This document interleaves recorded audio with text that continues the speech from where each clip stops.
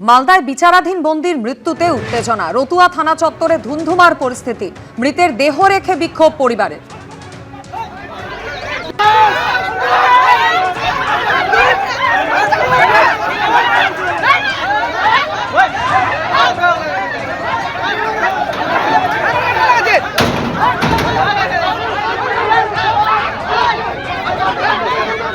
পুলিশের সঙ্গে বচসা, ধাক্কাধাক্কি হয় পরিবারের সদস্যদের। পুলিশ এবং কেন্দ্রীয় বাহিনী গিয়ে পরিস্থিতি নিয়ন্ত্রণে আনে।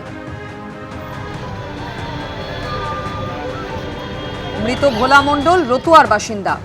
বিচারাধীন বন্দির মৃত্যুতে এভাবেই উত্তেজনা ছড়ায় মালদায়। রতুয়া থানা চত্বরের ছবি আপনারা দেখতে পাচ্ছেন।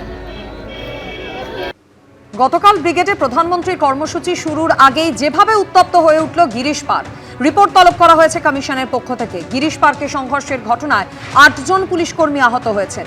বিজেপি কর্মীদের বাস ভাঙচুর করা হয়, সেই অভিযোগ যেমন সামনে এসেছে, অন্যদিকে মন্ত্রী শশী পাঁজা তার বাড়ি লক্ষ্য করে ইট বৃষ্টির ঘটনা ঘটে। আর দুপক্ষের এই সংঘর্ষে আহত বউবাজার থানার ওসি।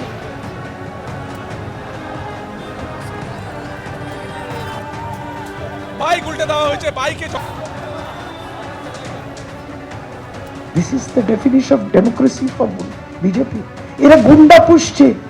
এই প্রত্যেকটি বিজেপি বাস যে যাচ্ছিল ফ্ল্যাগ লাগিয়ে, তার প্রত্যেকটি বাস থেকে বোতলবাজি, ইট, বড় বড় পাথর, বোম, লাঠি, সোটা পুরো ইকুইপড।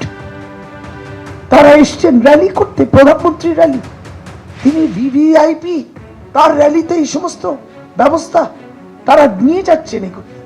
এবং সেই আমাদের বাড়ির সামনে সেই বয়কট বিজেপি দেখেছে, এই তো তাদের ব্যাপার। তারা পুরো গুন্ডামিতে নেমে এসছে। আমরা বাধ্য হলাম বাড়ির দরজাটা বন্ধ করতে। আমরা কাপুরুষ নই, কাপুরুষ তারা। পরপর উপদ্রব করলেন, আক্রমণ করলেন। আর প্রধানমন্ত্রী ভাষণে বলছে সব হিসাব লেনেগা।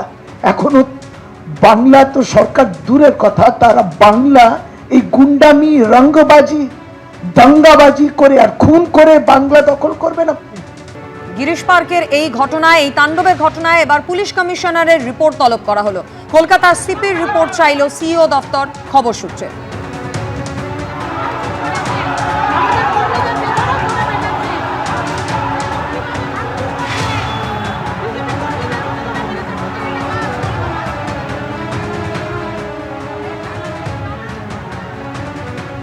যেভাবে তাণ্ডবের ঘটনা ঘটল গতকাল গিরিশ পার্কে, এখনো পর্যন্ত 4 জনকে গ্রেফতার করা হয়েছে। ঘটনা ইতিমধ্যেই পুলিশ শতপ্রণোদিত এফআইআর দায়ের করেছে। তৃণমূল এবং বিজেপির সংঘর্ষে 8 জন পুলিশ আহত হয়েছেন। গিরিশ পার্কের সংঘর্ষের ঘটনায় জানিয়েছে কলকাতা পুলিশ।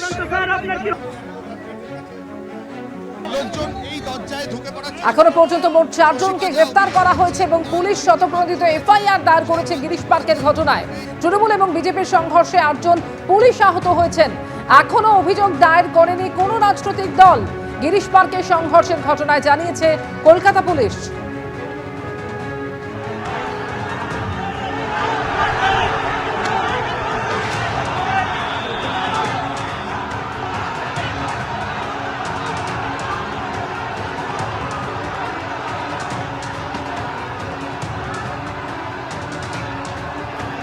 যে 4 জনকে গ্রেফতার করা হয়েছে গিরিশ পার্কের ঘটনায়, সেই 4 জনের মধ্যে 3 জনই হচ্ছে বিজেপি কর্মী। আর তারই প্রতিবাদে সজল ঘোষের নেতৃত্বে বরানগর থানায় বিক্ষোভ দেখায় বিজেপি।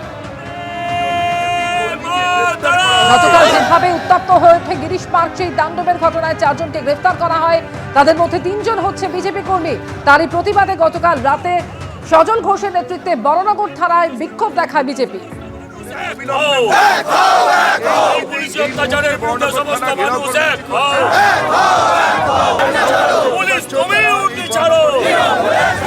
তিনজন ভারতীয় জনতা পার্টির কর্মীর বাড়ি থেকে তাদেরকে টেনে হিজড়ে নিয়ে যাওয়া হয়েছে, যাদের বিরুদ্ধে কোনো অভিযোগ নেই।